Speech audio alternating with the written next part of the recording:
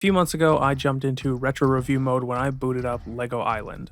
Fun memories flooded back from my childhood when I first started it, and I remembered that there were other games in the series as well, but I had never played them.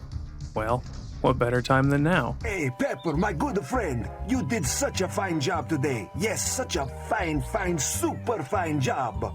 Yes, sirree. Okay, so what do you want me to do now, Papa?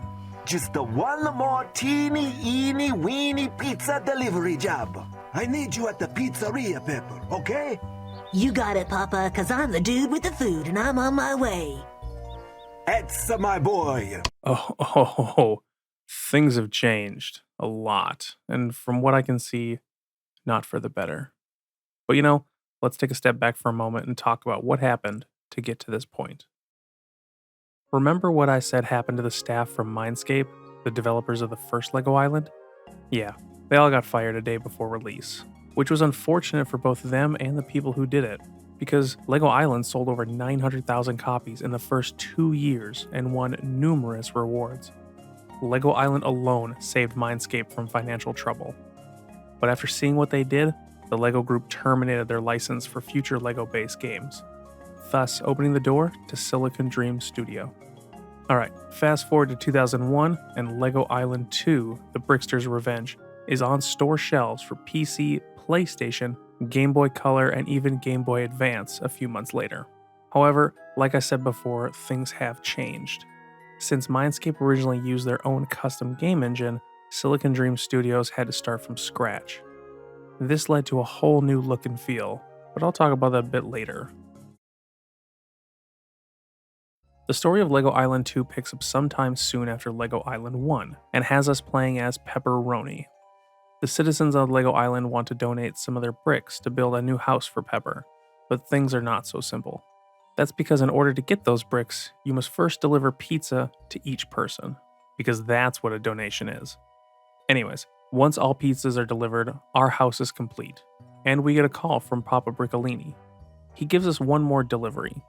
No big deal. Just one tiny delivery, so it's off to the pizzeria. Of course, Mama and Papa Briccolini are still busy with pizza. Well, Papa is at least. Mama just stands there jamming out on her piano. Papa tells us that we need to deliver the last pizza to the Brickster, the only criminal on the island. If you remember from the last game, the whole pizza delivery thing was the sole reason the Brickster escaped in the first place. So since then, precautions have been taken. Instead of going full power with spiciness on the pizza, Papa only puts one pepper on it. So with pizza in hand, we head off to the jail. But not before being reminded to make sure that we get paid. Hey, don't forget to get paid now. And don't forget to smile so you'll get a tip. This actually completely confuses me, because the Brickster's in jail. He doesn't have money. Unless his job is to be in jail. Then that would make sense. I don't know, maybe I'm thinking too much into this for a kid's game. At the jail, we find the Brickster in his proper place, behind bars. And of course, we deliver the pizza only to find out that we have been tricked once again. Even though we have been only giving the Brickster one pepper at a time, he has been taking those peppers and saving them. Now that he has enough, he consumes them all at once to give him fiery dragon breath, which melts the jail locks. Free from his bonds, the Brickster jumps into the helicopter that we continue to park at the jail and flies over to the information center. This time, instead of stealing the power brick, the Brickster sneaks past the sleeping Infomaniac and steals the Constructopedia, a magical book that holds all of the building plans for each structure on Lego Island. Standing atop the information center, the Brickster begins to tear pages from the book. We see what devastation this causes as whole buildings are torn apart and are somehow sucked up into the sky. After all the buildings are removed from the island, the Brickster calls on his Brickster-bought army from Ogle, who descend from the sky and begin annoying anyone and everyone on the island. Seeing this chaos, the Infomaniac seeks a champion to right the wrong that has happened. And this leads to the most cringe-worthy moment of the entire game. We need a fast-thinking, smart-acting, brave, clean, and reverent hero to save the day. Pepper, what are you doing? My best. Of course, being the person responsible for setting him free, we are again tasked with saving the island. First, we must recover some of the pages ripped from the Constructopedia, as well as defeat some of the more elite Brickster bots on the island. Of course, this would not be a LEGO game with just the island, so once we complete our first task, we are sent to a different island, this one themed from LEGO Knight's Kingdom. I'm not going to go over each island as they're just a series of small mini-games, but besides Castle Island, we also travel to Adventure Island, themed after Johnny Thunder's adventure sets. Finally, after that, we go to Ogle Island, which is more of a very small planet up in space, but they call it an island anyways. It's there that we have our final showdown with the Brickster by throwing spicy pizzas at him, like in the first game. And once we hit him 3 times, he runs for water and gets locked in a cell. Boom, game complete. The final cutscene is fun. We see the celebration of all the island inhabitants, even the Brickster bots make an appearance to show off some sweet dance moves. And overall, the story was good. It was unique and entertaining. I think that adding different islands really made this game shine, and including such figures as Cedric the Bull and Johnny Thunder, 2 of the more popular LEGO characters out of all the sets, really tied into the sense of adventure. That being said, the final area of Ogle Island was a huge letdown. It was small and poorly set up. Even with the reference to 2001: A Space Odyssey, the level fell short on content. It really felt like all the effort of the writers and creative teams were put into the first level, and then enthusiasm fell off after that.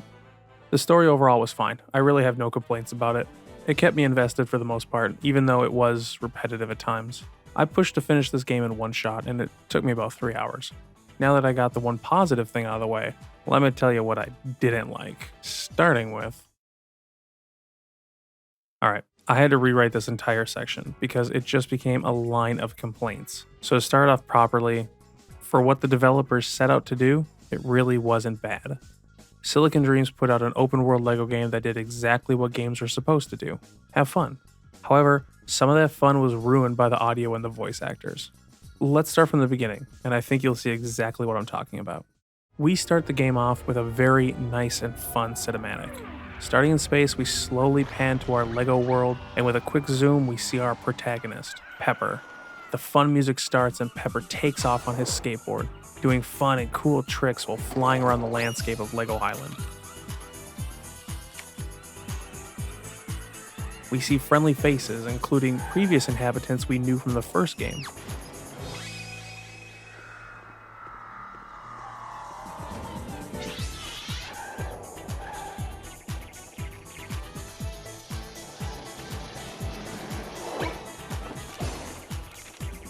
Suddenly, the music changes as we see the only criminal on the island, the Brickster, as he's being put back into jail once again. It's a seamless transition back to the fun though, as Pepper approaches Nick and Laura to deliver some pizza. The Brickster sees this and we get the only hint of what is about to come. Honestly, the blending of mediums here is fantastic. I love how they did the musical score in a way that matched the fun energy of LEGO. As the cinematic fades out, we come to the main title screen. Here, the feeling is completely different, but not so different that it ruins the experience. The music changes to a calm island theme. Fun things happen on the title screen to keep it moving, and the sound of LEGO bricks are heard while navigating the menus. Everything up to this point has been so promising, but then it just all falls apart as we click to start a new game, and this plays. Well, knock me over and call me deconstructed. If it isn't Pepper, the dude with the food. Listen, I've got good news and I've got better news. Which would you like to hear first? I'm all ears. The good citizens of LEGO Island are donating your new home. Yes, each citizen will contribute a sturdy new LEGO brick. But first, you must deliver these delicious pizzas from Papa to the good people of LEGO Island. Good luck. Whoa! Thank you, sir. I'm on it. What happened? Everything was going so well. It was so promising. And now we're here with a very mechanical sounding score and patchy voice work. I don't even know where to begin. I guess the only place really to start will have to be my biggest complaint. The one thing that killed it right off the bat for me. The voice actors. Hey bitches. Friend or foe of the lions? Friend to all animals. I'm sure many of you watching this were waiting for this moment, and I'm sure that there are reasons as to why Silicon Dreams Studio chose to get new voice actors for the characters, but those reasons were wrong. Let me start off with the 2 main characters, Pepper and the Infomaniac.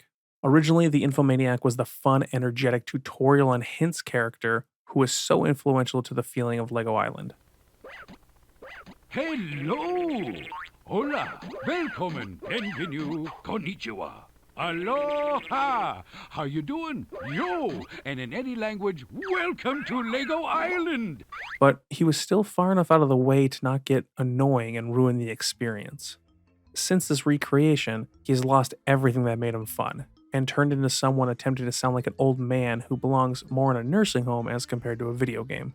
Instead of the high chaos, sugar-filled wacky dialogue as we knew him, we instead get a slow and boring character. Like, he dropped a whole bottle of ADD medication and took on the persona of an adult trying to act like one of the kids. This drastic change of character, being the first person you really talk to in the game, really sets the tone and feel for the rest of the experience. That tone is echoed in our own player character, Pepper, the skateboarding cool kid we've come to know and love from the original game. He's changed as well, and also not for the better. Instead of being the exciting rad pizza delivery dude, we get a dumbed down teen who seems to be just as clueless as the Infomaniac. Of course, he still absolutely shreds in the cinematic prior to the game's start, but none of that is reflected in his character once we actually take the controls. Listening to all of the main characters that we knew previously, you can expect to be disappointed. Oh, hello. I didn't see you at first. I see you now, of course, and I'm really glad you're here. I'm going to pieces, as you can see it. Seems like everybody picked today to fall apart on me. Delivery for Dr. Clickett. You're looking good, Pepper, but I've got to say, the pizza looks even better. And the bad news is, we're still missing 4 pieces. We've got to cover this island like studs on a brick. Pepper, check everywhere. Click on it when you find one. Hiya, Nick. I mean, Officer Nick Brick. I salute you, Pepper, and I double salute your pizza. Duty, honor, and a good sauce. You know what would be nicer? If you let him get to work. Papa, why are you so grouchy? I got a bad feeling. I could feel it in my knees. Papa, you are imagining those things. Imagining knees? Ah, Pepper, you're here. That's so cool, as you say, because this pizza's hot and it's got to go to the jail for the brickster. Yow, hot, hot, hot. But not too hot, only one chili. It's not Papa's Hotsy Totsy Supreme Hot Pizza times 2 that can melt most anything. No, this is cooler because it is for the brickster, Pepper, so you be careful. Atop those actors, you have the music, and earlier I called it mechanical, and I think I'm spot on that description. Of course, music changes around the island, but starting off with a score like this was an instant mood killer.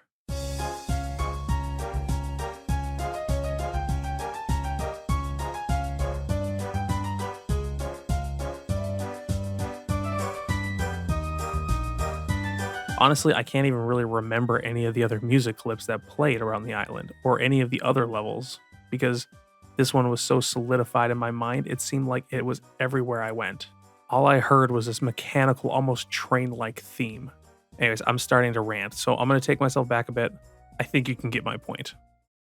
I guess the only subject left to talk about in this section is the visuals. Overall, being different with its third-person point of view was not a bad thing to do. It does open up the world in ways that really let me feel as a part of the world itself. The colors and decorations around the island are not as assaulting as the original game, so it takes on more of a basic feeling. Where the previous title was bright and colorful, this one is more realistic. This isn't really a complaint, more of an observation. The colors of the world do fit more into that living city that the game is trying to portray, or at least that I think it's trying to portray. With a bigger focus on action and gameplay, Silicon Dreams had to remove aspects to the visuals so that they could use that space in other ways. This is most notable in the way that the only building you can now explore is your house. Well, at least once it's built. Gone are the cool static images that made up the interiors of the main buildings found around the island. And I understand the reason they made that change. Since there were no real missions in these buildings, there really shouldn't be a reason to let the player inside, so I'll let that one slide. Speaking of buildings, let's talk about the models. If you remember in the previous video about the series, I praised LEGO Island for recreating the sets they represented with great detail. LEGO Island 2 still keeps faithful of making the sets used look good, but since we don't really have much to do with them individually, it's honestly not that notable. One thing I will say, thing I will say, did I seriously write that? One thing I will say, when things hit the fan and buildings get deconstructed, the breakdown of each building is pretty impressive. Watching as each building is broken apart brick by brick was really well done, and it did add life and complexity to each building, making them feel a lot more Lego than what they looked like. As a final comparison to visuals, let's take a look at the layout of the island and how that has changed as well. Overall, the island is a lot bigger, but that doesn't really mean it's better. Where in the first game you couldn't go around a corner without some fun interactions, now there's just a ton of dead space between attractions and points of interest. It was like the developers wanted a more real, mundane world, more like the real life one we were trying to already escape by playing the game in the first place. Truthfully, I have no problem with changing the original formula that made the previous game successful, but to change it in such a way tells me that Silicon Dreams had no idea who their target audience was. The only reason I can see them being this tone deaf is if they thought that this would be the first entry into the series for most kids. With the previous game having come out in 1997 using a proprietary engine and sporting very limited gameplay, Silicon Dreams must have thought they had the upper hand by conforming to the third-person gameplay that was used by other notable titles released around the same time. So let's see where we're at so far. As of now, the story is pretty basic, but not bad. The audio quality is poor, and the visuals are nothing to write home about. That just leaves us with... Finally, we come to the main guts of the game, the action and adventure of this action-adventure title. What can I say? It does exactly what it advertises. The main interaction with this game besides the free-roaming exploration are sets of minigames found throughout each stage of the story. These minigames range from simple whack-a-mole segments to flying around picking up dinosaurs while being shot at. Overall, it's a good mix of activities, and I think kids of the time would have fun with them. I actually really enjoyed my short time spent on Castle Island. Seeing one of my favorite LEGO series come to life with Cedric the Bull was a blast from the past. But of course, it does fall flat with my previous complaints. Between your adventures to the different areas that you go to, you do have to return to Lego Island to deal with some of the bots that the Bricksters called down from Ogle. Honestly, I think it's a poor way to pad the game out more. I mean, the game was already short to begin with, so I suppose removing those bits in between would have hurt even more. But you could have had a little bit more fun with it. Actually, that's a really good segue to the final nail in the coffin for this game before I give my final thoughts. It is so short. I beat this in nearly one playthrough. I played it at a leisurely pace and lost some time due to game-breaking glitches. The biggest glitch being the plane ride on Adventure Island. Since the game's mechanics are tied to the frame rate, I couldn't really reach the ending runway without running out of fuel. After searching for fixes and patches, I decided to take the easy way out and just fly my plane into the canyon walls. This doesn't do any damage to the plane, and it does launch me forward quicker, so I was able to actually conserve fuel and make it to the end. It was so frustrating until I found that fix. Fuck that game. Fuck that game. I'm not faulting the game for this, since it is old, and tying certain things to the frame rate was common practice, at least for games of that era. Overall, the game worked the way it was supposed to. Controls are arcane, but that was normal at the time, so I won't knock it for that either.